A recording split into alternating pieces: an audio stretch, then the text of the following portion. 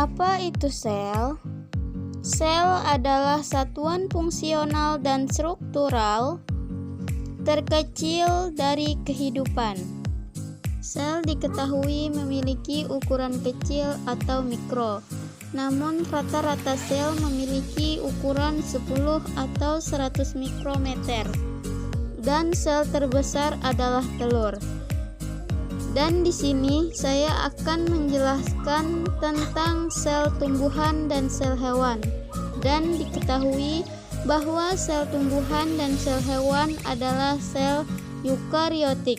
Sel eukariotik adalah sel yang memiliki membran inti atau membran nukleus. Nah, dapat kita lihat pada gambar di sel tumbuhan ada struktur yang diberi nama dengan dinding sel. Dinding sel merupakan bagian terluar dari sel tumbuhan. Dinding sel ini bersifat tersusun atas polisakaria. Dinding sel juga berfungsi sebagai pelindung dan pemberian bentuk sel tumbuhan. Organel berikutnya adalah membran sel atau membran plasma.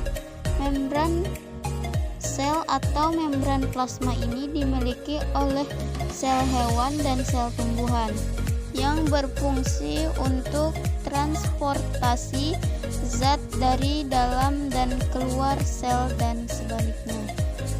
Kemudian ada organel sitoplasma. Sitoplasma adalah cairan sel yang mengisi antara nukleus sampai dengan membran plasma. Kemudian organel yang disebut dengan ribosom. Ribosom adalah butiran-butiran halus yang menyebar di sitoplasma yang berfungsi untuk sintesis protein. Selanjutnya, organel retikulum endoplasma halus.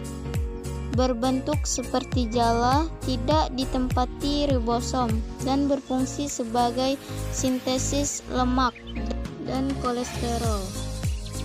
Berikutnya, retikulum endoplasma kasar. Ini ditempatkan oleh ribosom dan berfungsi sebagai tempat penampungan protein. Selanjutnya, organel mitokondria. Mitokondria ini berbentuk bulat panjang seperti tongkat.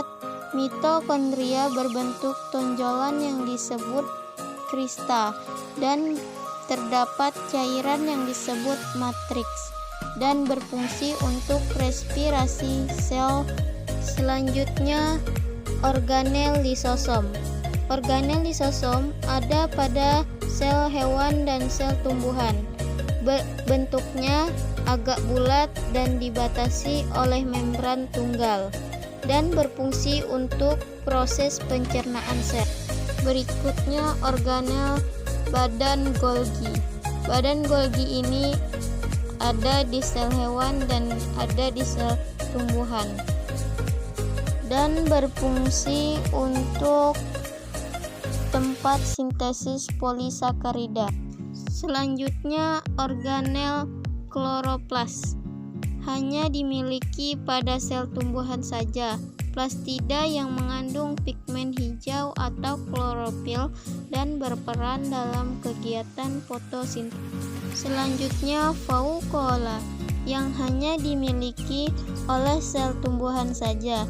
Jikapun ada pada sel hewan maka berukuran kecil dan berfungsi dalam penimbunan cadangan makanan, sisa metabolisme, pigmen dan minyak atsiri.